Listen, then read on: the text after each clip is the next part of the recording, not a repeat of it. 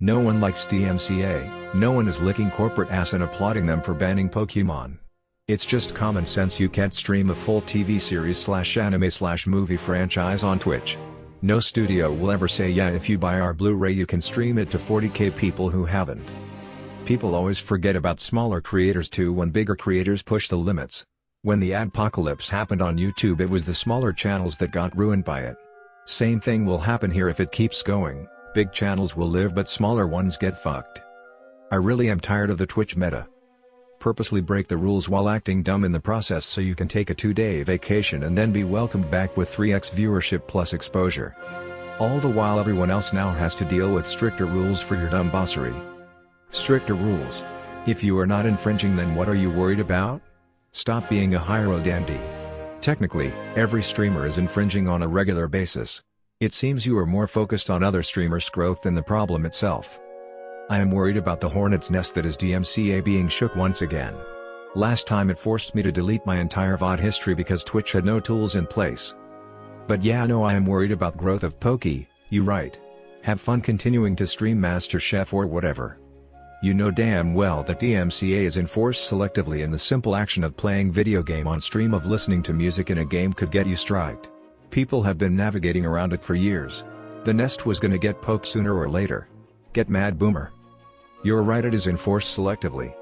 Until content ID matching makes it way to live platforms and an automatic shutdowns happen. This system was put in place due to Viacom's lawsuit. Guess who owns Avatar? Viacom.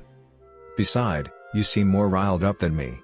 So, Pokimane went and got herself banned for, well, pretty darn good reason. She was straight up just watching Avatar The Last Airbender. Like, honestly, how did she expect not to get hit with DMCA or something? But it's not the ban itself that has people talking, it's the whole DMCA thing.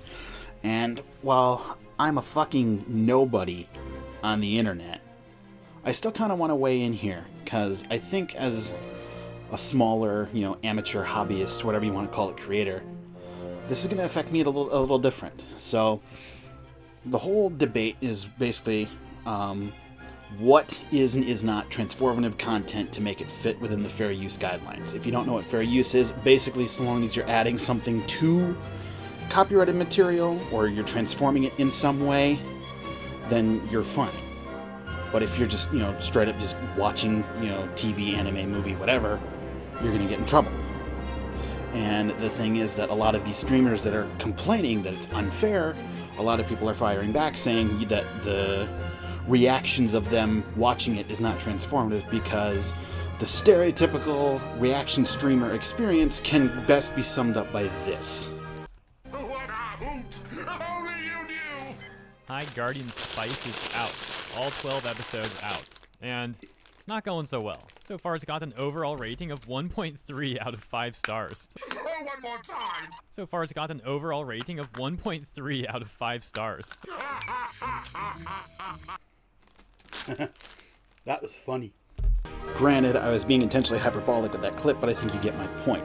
And also, that was my own video that actually wound up breaking 200k views, which, considering for me anything over 20 is a good video, that's pretty damn good.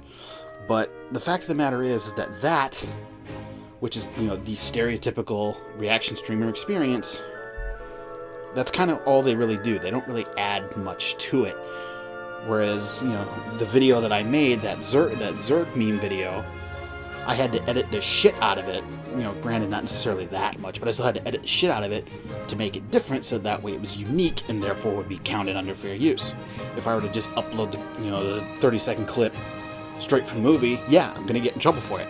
And especially as a smaller creator, I'm really gonna get in trouble for it, because if I go breaking rules like that, comparatively speaking, my channel is gonna get fucking nuked. I'm gonna lose what little I have. Whereas somebody like Pokimane here, comparatively, is just getting a slap on the fucking wrist. Like, that's the main thing that I think is pissing a lot of people off, is basically people are kicking the hornet's nest again. They're not gonna like what's gonna come out of it. And then people like me, who, aren't necessarily taking this seriously, are going to get screwed. And then people like me who are at a position where they can make money off it are going to get even more screwed because it's going to set them back. For me, I'm not even close to eligibility for monetization. I don't really care as much. But at the same time, I still gotta follow the rules like everybody else. You know, you don't get an exception just because you're a bigger name. Like, that's not how this works. And as far as where I stand on this, I will admit I am a bit biased. I personally think reaction content is the laziest and lamest form of content you can make.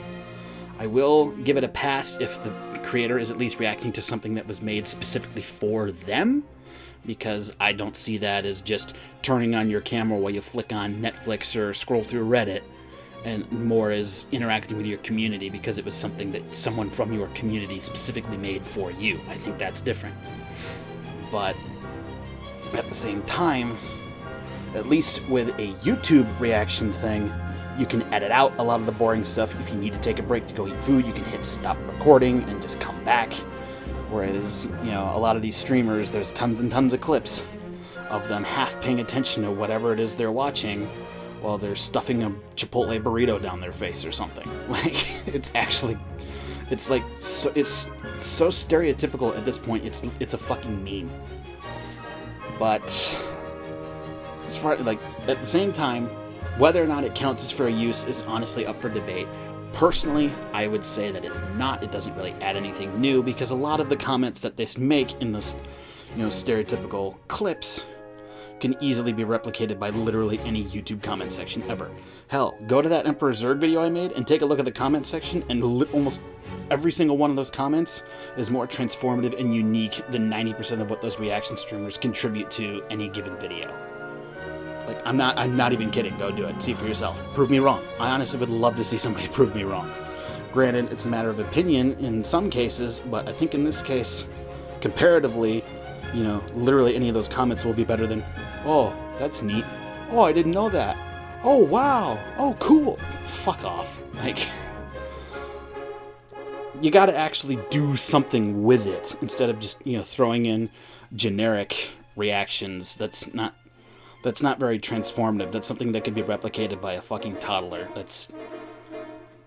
I don't know. I just wanted to rant about this for a few minutes, because this has been kind of pissing me off, because I've been seeing a lot of people complain about it, and it honestly just comes off as entitled streamers are mad that they can't just be lazy and open YouTube and watch Gordon Ramsay clips anymore.